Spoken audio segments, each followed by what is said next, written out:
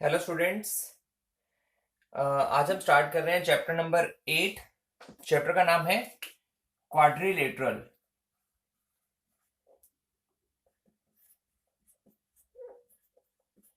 Quadrilaterals, ठीक है।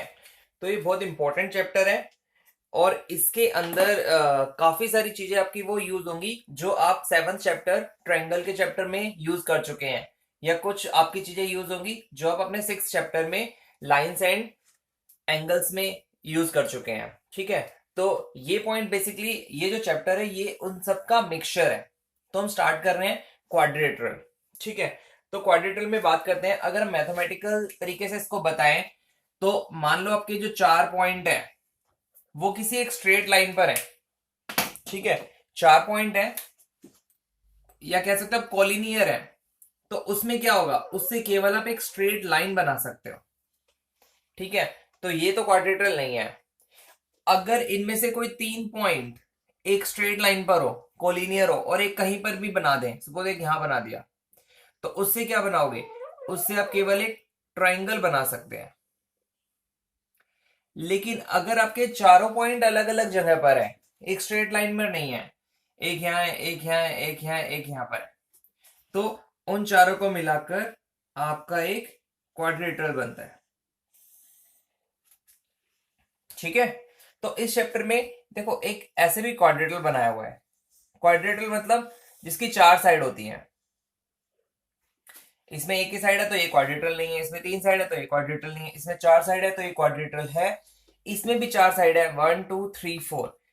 Quadrilateral होता है, लेकिन ये बेसिकली हम इसको क्वाड्रेटल के अंदर काउंट नहीं करते हैं, ठीक है। और आपका जो चैप्टर है क्वाड्रेटल का, उसके अंदर भी हम इससे रिलेटेड कोई क्वेश्चन नहीं करेंगे, इससे रिलेटेड कोई क्वेश्चन है भी नहीं, ठीक है। तो हम स्टार्ट करते हैं, एक सिंपल से क्वाड्रेटल बनाते हैं। मान लो हमने ऐसा कुछ क्वाड्रेटल बनाया, ये हमने एक क्वाड्रेटल बनाया, ठीक है। इसको हम नाम देते हैं ए बी सी डी। तो क्वाड्रेटल के अंदर तीन टाइप की चीज होती हैं। जैसे अगर हम साइड्स के बारे में बात करें तो साइड्स कौन कौन सी होती हैं, ये साइड है ए बी, ये भी एक साइड है बी सी, ऐसे ही सी डी और D A.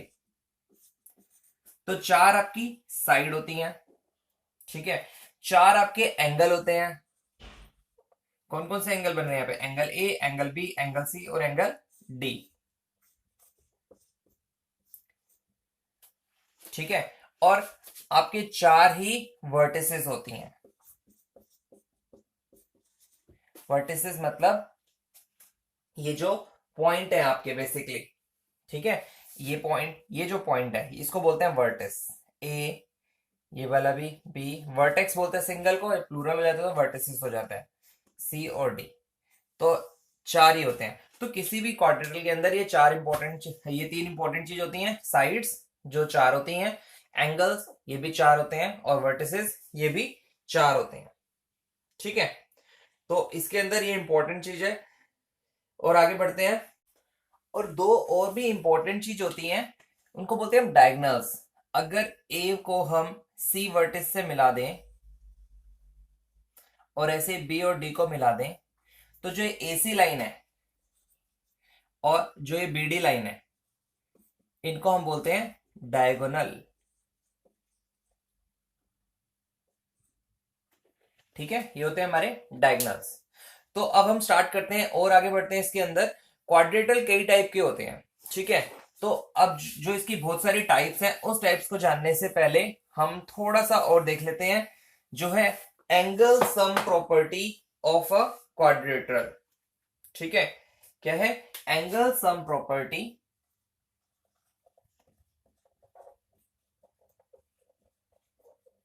Of a quadrilateral.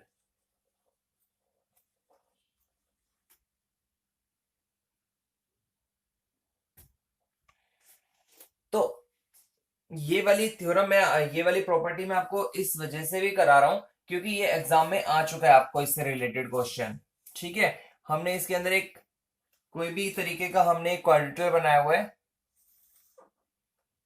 ठीक है। तो अब एंगल सम प्रॉपर्टी का क्या मतलब है, इसको मैं नाम दे देता हूं ए बी सी डी। मतलब वो ये कहना चाहता है कि जो इसके चारों एंगल हैं, ये पूरा, ये बी, सी और डी, इन चारों का टोटल कितना होता है। तो मालूम होगा, कई बच्चों को मालूम भी होगा कि इन चारों का टोटल 360 होता है, 360। अब ऐसा होता क्यों है, इसको प्रूव कैसे कर सकते हैं, वो आपका एग्जाम में कभी कभी आ जाता है। ठीक है, तो उसके लिए हमें क्या करना है, उसके लिए हमें यहां पर एक लाइन खींचनी है, इसका हमें एक डायगोनल बनाना है। ठीक है, और डायगोनल बनाने के बाद अब क्या है, अब ये ट्रायंगल बन गया है ए सी डी, और दूसरा ट्रायंगल ए सी बी। और ये आप सीख चुके हैं, आपको पता है कि एक ट्रायंगल के जो तीनों एंगल होते हैं उन सबका सम कितना होता है, 180। ऐसे इसका भी तीनों एंगल्स का सम कितना होगा, 180, और दोनों को मिला देंगे तो टोटल बन जाएगा 360, है ना। सिंपल है, तो इसको हम लिख लेते हैं। सपोज एक एंगल डी हो गया यहां पर, ठीक है, प्लस ये वाला एंगल डी ए सी, ऐसे एंगल ये वाला डी सी ए, तो इन तीनों का सम कितना है, 180। क्लियर। ऐसे दूसरे ट्रायंगल की बात करें, in triangle A C B, तो उसके अंदर एक एंगल बी हो जाएगा और एक एंगल हो जाएगा बी ए सी, एक हो जाएगा एंगल बी सी ए, इन सब का भी सम हो गया 180। ठीक है, ये नंबर 1, ये नंबर 2। और अब हम इन दोनों को ऐड कर देते हैं। ऐड करने से देखो, ये दोनों एंगल ऐड हो गए, angle B plus angle D. It means ये और ये तो हमारा कंप्लीट हो गया, बी भी कंप्लीट हो गया, डी भी कंप्लीट हो गया। अब जो डीएसी है, डीएसी इट मींस ये वाला, और बीएसी, बीएसी ये वाला, तो इन दोनों को मिलाकर क्या बनेगा, इन दोनों को मिलाकर पूरा एंगल बन जाएगा, जिसको हम एंगल ए भी बोल सकते हैं। और सेम ऐसे ही जो ये डीसीए है, डीसीए में हमें ये मिल गया, और बीएसी, सॉरी बीसीए में उसमें ये मिल गया, तो ये कंप्लीट एंगल मिल गया, एंगल सी। तो इन दोनों को ऐड करेंगे तो 360। तो ये हमारी थ्योरम प्रूव होती है, ये हमारी प्रॉपर्टी प्रूव होती है कि इसमें किसी भी क्वाड्रेटल में जो चारों एंगल का सम होता है वो होता है 180 डिग्री, सॉरी 360 डिग्री। क्लियर है, तो ये बहुत इंपॉर्टेंट थ्योरम है और ये आपके एग्जाम में आ चुका है क्वेश्चन, ध्यान रखना। तो हम आगे बढ़ते हैं, अब हम बात करते हैं टाइप्स ऑफ क्वाड्रेटल्स की।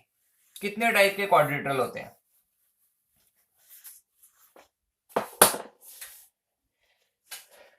Types of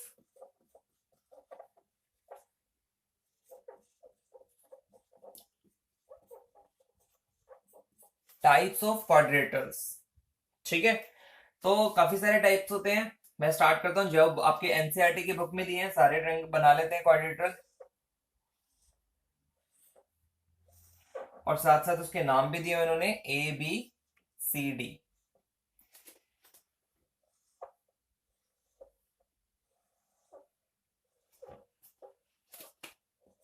P Q R S,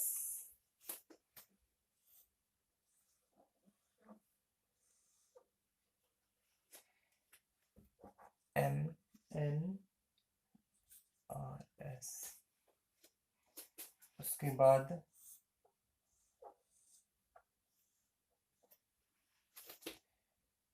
D E F G,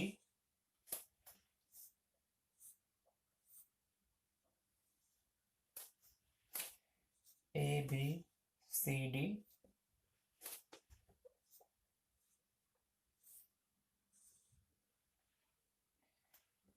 A B C D. तो देखो ये आपको 6 टाइप के इन्होंने क्वाड्रेटल बनाए हैं यहां पर।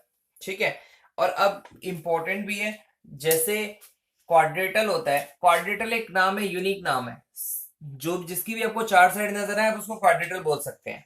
ठीक है, अब हर एक का क्वाड्रेटल का कुछ कुछ ऐसे क्वाड्रेटल है जिसका एक पर्टिकुलर नाम डिफाइन है, जिसको हम एक पर्टिकुलर नाम से बोलते हैं।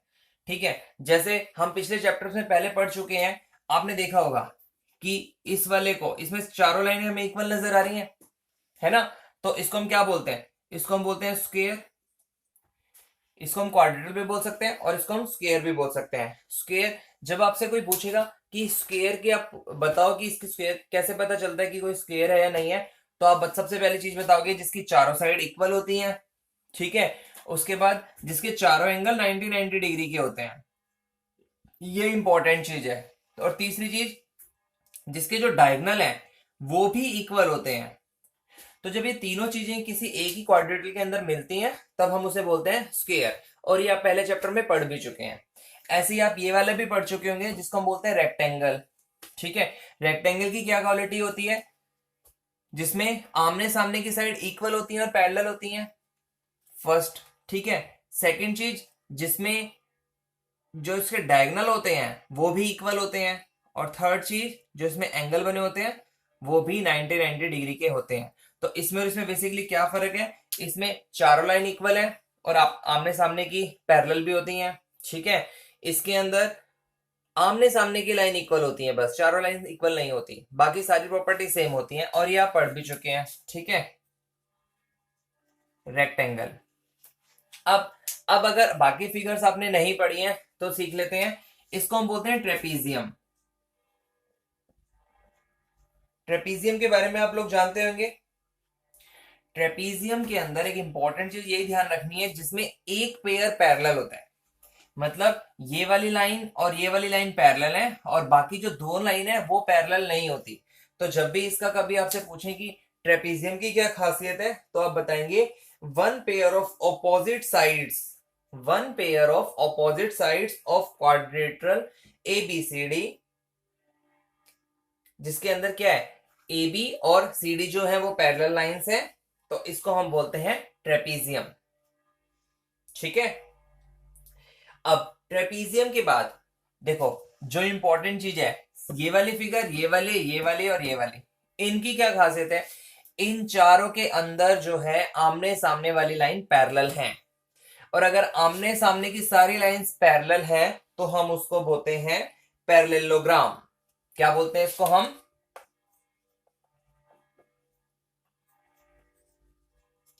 पैरेललोग्राम, ठीक है। तो अब आपको तीन तीन चीजें याद रख सकते हैं। आप इसको क्वाड्रेटल भी बोल सकते हैं, इसको आप पैरेललोग्राम भी बोल सकते हैं। पैरेललोग्राम मतलब आमने सामने की साइड्स पैरेलल होनी चाहिए, ये दोनों पैरेलल हैं और ये दोनों पैरेलल हैं, ठीक है। ऐसे यहां पर भी ये दोनों पैरेलल हैं, ये भी पैरेलल है, ये दोनों पैरेलल हैं, ये भी पैरेलल है, ये भी पैरेलल है, ये भी पैरेलल है। तो इन चारों को ही आप पैरेललोग्राम बोल सकते हैं। पैरेललोग्राम के अलावा इनको हम क्वाड्रेटल भी बोल सकते हैं, ठीक है। और इन दो फिगर का मैं थर्ड नाम बता चुका हूं, स्क्वायर, और इसका रेक्टेंगल, ठीक है।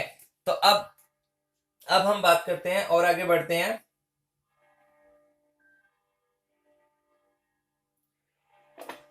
जो आपकी सेकंड फिगर है, सेकंड फिगर के बारे में बताया जिसमें both pairs of opposite sides parallel होती हैं, पैरेललोग्राम। तो इसको आप केवल नाम दोगे पैरेललोग्राम का, ठीक है।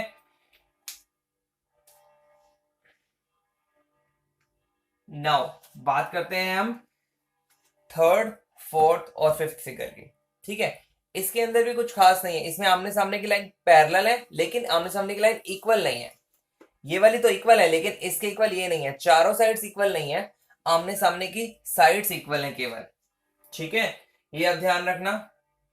तो अब हम रेक्टेंगल में मैं आपको सारी चीजें बता चुका हूं, ये बुक में भी लिखा हुआ है। रेक्टेंगल के अंदर इन parallelogram MNRS, note that one of its diagonal, namely M, angle M is a right angle, जो एंगल M है वो राइट एंगल है। ऐसे चारों के चारों राइट एंगल होते हैं, ठीक है। तो इस स्पेशल पैरेललोग्राम को जो हमने नाम दिया है वो क्या है? रेक्टेंगल। अब हम इसकी बात करते हैं। इसके अंदर चारों लाइन इक्वल है, चारों लाइन इक्वल है और आमने सामने की लाइन पैरेलल है। पहली बात, जब चारों लाइनें इक्वल है, ध्यान रखना, जब चारों लाइनें इक्वल होती है तो हमारे दिमाग में क्या आता है? स्क्वायर याद आता है, क्योंकि स्क्वायर में भी चारों लाइनें इक्वल होती हैं, ठीक है। और आप आमने सामने की लाइन पैरेलल भी है, इसमें भी आमने सामने की लाइन पैरेलल भी है, बिल्कुल ठीक है। बस जो इसको और इसको डिफरेंशिएट करती है तो वो डिफरेंशिएट करती है इसके एंगल्स। इसके जो एंगल होते हैं वो 90 डिग्री के नहीं है। यहाँ पर एंगल क्या है, 90 डिग्री के हैं, तो स्क्वायर के अंदर 90 डिग्री एंगल होना जरूरी है, लेकिन रोम्बस के अंदर जरूरी नहीं है। ठीक है, तो ये एंगल्स अलग अलग होते हैं। इसकी खास बात ये होती है कि जो इसके आमने सामने के जो एंगल हैं वो सेम होते हैं, इसके सामने वाला ये और जी के सामने वाला एंगल ई। तो इसको हम क्या नाम दिया हुआ है, इसमें हमें दिया हुआ है रोम्बस। ठीक है, तो ये बहुत इंपॉर्टेंट है, रोम्बस से रिलेटेड क्वेश्चन भी आपके पास आते हैं। और उसके बाद ये बता दिया लास्ट मैंने स्क्वायर के बारे में। ठीक है, इसको हमने पैरेललोग्राम। तो ये जो लास्ट फिगर दी हुई है इसको हम बोलते हैं काइट। इसके अंदर ना जो एडजेसेंट साइड्स होती हैं वो तो इक्वल होती हैं, इसके एडजेसेंट ये और इसके एडजेसेंट ये। तो इसमें बस एक यही क्वालिटी है कि जिसकी एडजेसेंट साइड है वो इक्वल होती हैं, बाकी ये वाली और ये वाली साइड इक्वल नहीं होती, तो उसको हमने फॉर्म दिया है काइट का नाम। ठीक है, तो ये सारे आपके पैरेललोग्राम के अंदर ये सारी की सारी फिगर यूज होने वाली हैं और इसी से रिलेटेड क्वेश्चन भी आने वाले हैं। ठीक है, तो एक बार मैं फिर से फटाफट बता देता हूं। ट्रेपीजियम में जो इंपॉर्टेंट चीज है, केवल एक लाइन जो होती है वो, एक पेयर जो होता है वो पैरेलल होता है, बाकी पेयर पैरेलल नहीं होता। ठीक है, ये पैरेललोग्राम है जिसमें आमने सामने की लाइनें पैरेलल होती हैं, लेकिन ये जो साइड्स चारों इक्वल नहीं होती। आमने सामने की लाइन इक्वल भी होती है, पैरेलल भी होती है, बट चारों साइड इक्वल नहीं होती। ये है रेक्टेंगल जिसके अंदर आमने सामने की लाइन इक्वल होती है, बिल्कुल ठीक है। देखो अब इसमें और इसमें क्या फर्क है, ये दो इक्वल है, यहाँ पे ये दो इक्वल है, यहाँ पे ये दो इक्वल है, यहाँ पर ये दो इक्वल है, ये भी आपस में पैरेलल है, ये भी पैरेलल है, ये भी पैरेलल है, ये भी पैरेलल है। लेकिन बस जैसे स्क्वायर और रोम्बस में मैंने बताया, ऐसे इन दोनों में फर्क होता है। जो इसके जो एंगल बनते हैं वो 90 के बनते हैं, यहाँ पर जो एंगल है वो 90 के नहीं बनते। ओके, उसके बाद ये रोम्बस की बात करते हैं जिसमें चारों साइड इक्वल होती हैं। और इंपॉर्टेंट चीज भी होती है इसके अंदर, जो इसके डायगनल है, ध्यान रखना रोम्बस के अंदर जो डायगनल है वो ऑलवेज 90 डिग्री पर कट करते हैं। मतलब जब ये एंगल की बात की जाएगी तो वो 90 डिग्री का बनेगा। और दूसरी चीज जो डायगनल है ये बिल्कुल सेंटर से कट होते हैं। ठीक है, ये पूरे डायगनल को टू पार्ट्स में डिवाइड कर देते हैं। इट मींस ये वाली साइड और ये वाली साइड बराबर होती है, और ये वाली साइड और ये वाली साइड बराबर होती है। ठीक है, और स्क्वायर स्क्वायर के अंदर दोनों डायगनली बराबर होते हैं, 90 डिग्री के एंगल होते हैं, आमने सामने की लाइन पैरेलल होती हैं और चारों की चारों लाइन इक्वल होती हैं। ये स्क्वायर की प्रॉपर्टीज है। उसके बाद काइट में एडजेसेंट साइड्स तो इक्वल होती हैं, लेकिन चारों साइड इक्वल नहीं होती।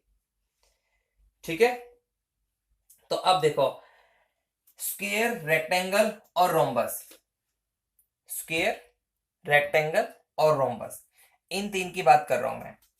ये तीन वैसे तो पैरेललोग्राम नाम इसका है, लेकिन हम इन तीनों को भी पैरेललोग्राम बोलते हैं। क्यों बोलते हैं, क्योंकि मेनली पर्पस क्या होता है, आमने सामने की लाइनें पैरेलल होनी चाहिए। यहां पर भी आमने सामने की लाइन पैरेलल है, यहां पर भी और यहां पर भी। ठीक है, अब पैरेललोग्राम इज अ ट्रेपीजियम। देखो इसको हम ट्रेपीजियम भी बोल सकते हैं, कोई प्रॉब्लम नहीं है, क्योंकि ट्रेपीजियम की क्या क्वालिटी थी, ट्रेपीजियम में क्वालिटी थी कि एक पेयर पैरेलल होना जरूरी है। तो अगर दो और पेयर पैरेलल मिलते हैं तो कोई प्रॉब्लम नहीं है उसके अंदर, तो हम इसको पैरेलल ट्रेपीजियम भी बोल सकते हैं। ठीक है, ट्रेपीजियम को हम पैरेललोग्राम, सॉरी पैरेललोग्राम नहीं बोल सकते, पैरेललोग्राम को ट्रेपीजियम बोल सकते हैं। ठीक है, और अकाइड इज नॉट अ पैरेललोग्राम, ध्यान रखना ये पैरेललोग्राम नहीं है, इसको हम पैरेललोग्राम नहीं कह सकते। अ trapezium is not a parallelogram, जैसे बताया ट्रेपीजियम पैरेललोग्राम नहीं है। क्यों नहीं है, क्योंकि इसमें एक ही पेयर होता है पैरेलल साइड्स का, दोनों पेयर पैरेलल साइड्स के नहीं होते। अ रेक्टेंगल और a rhombus is not a square, जो ये रेक्टेंगल होता है और जो ये रोम्बस होता है ये स्क्वायर नहीं होता। ठीक है, स्क्वायर के अंदर क्या होना चाहिए, 90 डिग्री का होना चाहिए, चारों साइड्स बराबर होनी चाहिए। यहाँ पर चारों साइड बराबर नहीं है और यहाँ पे चारों एंगल 90 डिग्री के नहीं है। ठीक है, अब और आगे बढ़ते हैं। इसके अंदर एक चीज और बताई हुई है,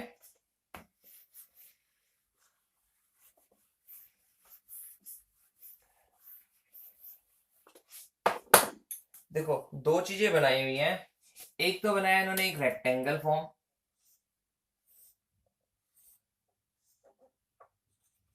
ए बी सी डी, ये 4 सेंटीमीटर है, 3 सेंटीमीटर है।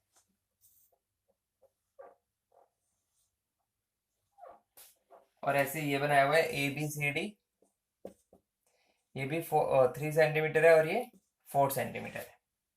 ठीक है, तो देखो इसके अंदर इसका जो पेरीमीटर है वो सेम है। पेरीमीटर क्या होता है, ये भी 4 हुई, ये भी 3 हुई, इसका मतलब पेरीमीटर का मतलब इन चारों लाइन का टोटल 4 4 8, 8 एंड 6 14, तो इसका पेरीमीटर आता है 14। यहाँ पर भी 4 और 4 8, 3 और 3 6, ये भी आ गया 14, तो हमें पेरीमीटर सेम है। ठीक है, अब बात करते हैं एरिया की। देखो इसका एरिया कैसे निकलेगा, इसका एरिया होता है बेस इंटू हाइट, या आप कह सकते हो एल इंटू बी। तो हम 3 को मल्टीप्लाई करेंगे 4 से। ठीक है, जब हम इसके एरिया की बात करेंगे तो ध्यान रखना वो होता है बेस इंटू हाइट। यहां पर बेस ये था, ये थी हाइट, लेकिन यहां पर ये हाइट नहीं है, हाइट कभी ऐसे टेढ़ी नहीं होती। ठीक है ना, हाइट मैंने बताया हुआ बिल्कुल स्ट्रेट होती है हाइट। तो यहां से हम इसकी हाइट नापेंगे, सपोज यहां पे हम एक नाम देते हैं पी, ये हमने इसकी हाइट नापी है। तो आपको दिख रहा होगा कि ये वाली हाइट और ये वाली हाइट दोनों में फर्क है, ये वाली हाइट छोटी है डीपी, ठीक है, इससे। तो इसका जो एरिया आएगा 3 इंटू ये हाइट आएगा, और हाइट सिंपल सी बात है, अगर आप इसमें अपना जो पाइथागोरस थ्योरम भी लगाते हैं अगर, तो सबसे लंबी साइड कौन सी होती है, हाइपोटेन्यूज होती है, और ये परपेंडिकुलर तो हाइपोटेन्यूज से छोटा होता है। इट मींस ये साइड 4 से तो छोटी आएगी, सपोज 3.5 आती है, तो ये एरिया निकलेगा कम और ये एरिया निकलेगा ज्यादा। ठीक है, लेकिन जो प्लेस है, जो पीसेस है, मतलब आप समझ लो जैसे आपने एक बर्फी का पैकेट देखा होगा, बर्फी खाई होगी आप लोगों ने, तो उसमें क्या होता है, उसमें कब आपने स्क्वायर बर्फी भी देखी होंगी और पैरेललोग्राम टाइप भी बर्फी देखी होंगी, है ना। तो ज्यादातर इस टाइप की बर्फी बनाई जाती है, क्यों, ये वाली बर्फी एक डब्बे में ज्यादा क्वांटिटी आ जाती है इसकी, ठीक है, ज्यादा नंबर ऑफ पीसेस आ जाते हैं, क्योंकि ले तो आप 1 ही किलो रहे हो, उससे कुछ फर्क नहीं पड़ता, क्योंकि 1 किलो आपने वेट कराया, इसका भी और इसका भी, तो कुछ फर्क नहीं पड़ा। लेकिन जब नंबर ऑफ पीसेस की बात आती है तो ये वाले ज्यादा बनते हैं, क्यों, क्योंकि इसका एरिया कम है, साइड सबकी सेम है, इसकी भी साइड 3 है, इसकी भी साइड 3 है, इसकी भी साइड 4 है, इसकी भी साइड 4 है, लेकिन जब हम एरिया की बात करते हैं तो ये एरिया आता है कम, एरिया कम होगा तो नंबर ऑफ पीसेस हो जाएंगे ज्यादा। ठीक है, तो ये जस्ट एक क्वालिटी है आपके पैरेललोग्राम की। क्लियर है, तो आगे बढ़ते हैं। अब आगे इसके अंदर आपको काफी सारी चीजें दी हुई है, काफी सारे आपके थ्योरम है, और उसके बाद आपके एग्जाम्पल भी है। तो हम थ्योरम पढ़ लेते हैं इसके जल्दी जल्दी, उसके बाद हम एग्जाम्पल कोशिश करेंगे हम नेक्स्ट वीडियो में करने की। तो अभी जो इंपॉर्टेंट आपकी जो प्रॉपर्टी है पैरेललोग्राम की, वो पढ़नी बहुत जरूरी है। ठीक है, तो हम स्टार्ट करते हैं अपना जो हमें दिया हुआ है इसके अंदर थ्योरम 8.1, वहीं से शुरू कर देते हैं। ए बी सी डी, ध्यान से समझना है इसको। A diagonal of a parallelogram divides it into two congruent triangles। ठीक है, जो आपकी थ्योरम है 8.1, बुक में आप देख सकते हैं, लिखा है a diagonal of a parallelogram divides it in two congruent triangles। ये जो पैरेललोग्राम है, ठीक है, इसका जो डायगोनल है ये दो कॉन्ग्रुएंट पार्ट्स में डिवाइड कर देता है, मतलब ये वाला ट्रायंगल और ये वाला ट्रायंगल कॉन्ग्रुएंट होगा। याद होगा आपको कॉन्ग्रुएंट वाला, हमने 7th चैप्टर में सारी थ्योरम करी थी उसकी, तो मैं आपको फटाफट बता देता हूं क्या क्या फायदा है, कैसे प्रूव हुआ कि ये कॉन्ग्रुएंट होते हैं, क्योंकि ये वाला क्वेश्चन आपको एग्जाम में भी आ सकता है। ठीक है, कि प्रूव करो कि इसका जो डायगोनल है वो दो पार्ट्स को कॉन्ग्रुएंट बनाता है, दो ट्रायंगल्स को कॉन्ग्रुएंट बनाता है। ठीक है, देखो इस ट्रायंगल की और इस ट्रायंगल की बात कर रहा हूं मैं, ठीक है, मैं सब सारी चीजें नहीं लिख रहा। इस ट्रायंगल और इस ट्रायंगल में क्या होगा, सबसे पहले ये वाली साइड दोनों में कॉमन है, AC इसकी और दूसरे की भी AC, ये हो गया आपका कॉमन लाइन। नेक्स्ट आपको मालूम है ये साइड और ये साइड इक्वल होती है पैरेललोग्राम के अंदर, है ना, आमने सामने की साइड्स इक्वल होती हैं। इट मींस इस वाले ट्रायंगल की CD लाइन और इस वाले ट्रायंगल की AB लाइन ये भी इक्वल हो गई। ठीक है, गिवन लिख सकते हैं। और ये वाली साइड और ये वाली साइड भी आपकी इक्वल होती है। पैरेललोग्राम की तो डेफिनेशन ही है कि आमने सामने की लाइन पैरेलल होती है, पैरेलल है और यहाँ पे इक्वल भी होती है। ठीक है, तो इसकी AD लाइन और इसकी BC लाइन ये भी इक्वल है। तो अब हमने तीनों साइड से प्रूव कर दिया कि ये वाला एंगल और ये वाला ट्रायंगल दोनों के दोनों कॉन्ग्रुएंट हैं। तो क्लियर है।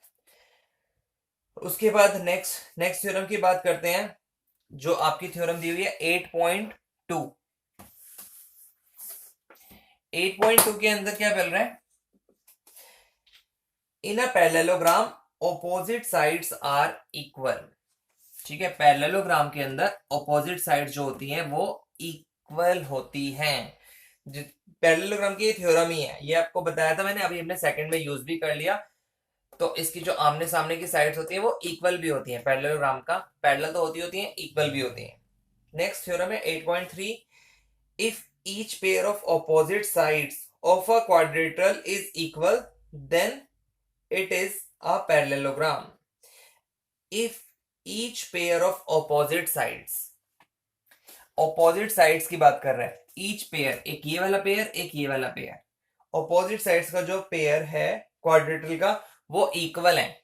ये भी इक्वल है, ये भी इक्वल है।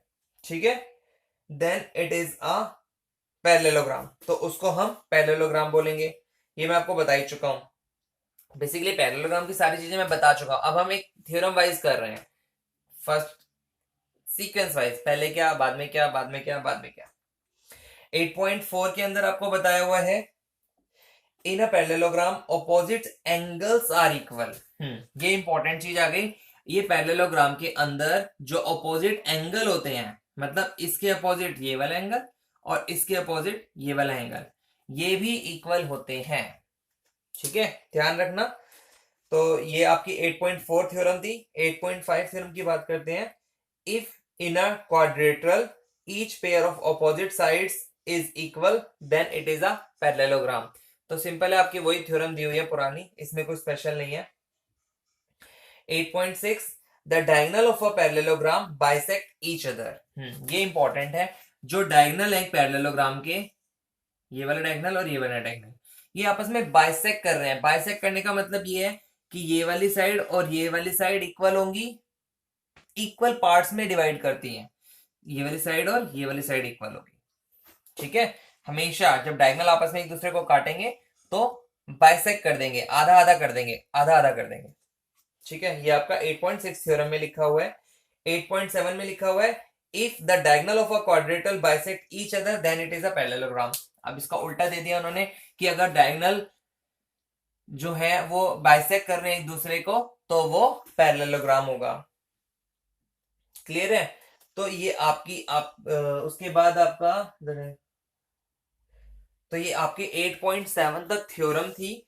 अब आपके मिलेंगे आपको एग्जाम्पल, और एग्जाम्पल भी बहुत इंपॉर्टेंट है, करने जरूरी है, क्योंकि इसके अंदर 2 ही एक्सरसाइज दी हुई है आपको। तो इस वजह से भी आपके जो एग्जाम्पल है वो बहुत इंपॉर्टेंट हो जाते हैं। ठीक है, तो ये एग्जाम्पल मैं आपको कराऊंगा नेक्स्ट वीडियो में। आप इसको अच्छे से समझ लो। अगर आपको क्लियर नहीं हुआ तो आप थोड़ा सा और ध्यान से समझो, दोबारा वीडियो देखो, तिबारा वीडियो देखो, आपको क्लियरिटी आ जाएगी। ये इंपॉर्टेंट है वीडियो। आपको बेसिक जब भी समझना होगा तो आप अपना हमेशा पहले चैप्टर की वीडियो, पहले वीडियो उठाया करो जिसमें बेसिक कंसेप्ट समझाया होता है, वो जरूर देखो। उससे आपको ये चैप्टर समझने में आसानी होगी। ठीक है, तो हम मिलते हैं नेक्स्ट वीडियो में जिसमें हम करेंगे एग्जाम्पल, और उसके बाद हम करेंगे क्वेश्चन स्टार्ट एक्सरसाइज नंबर 8.1 से। ठीक है, थैंक यू।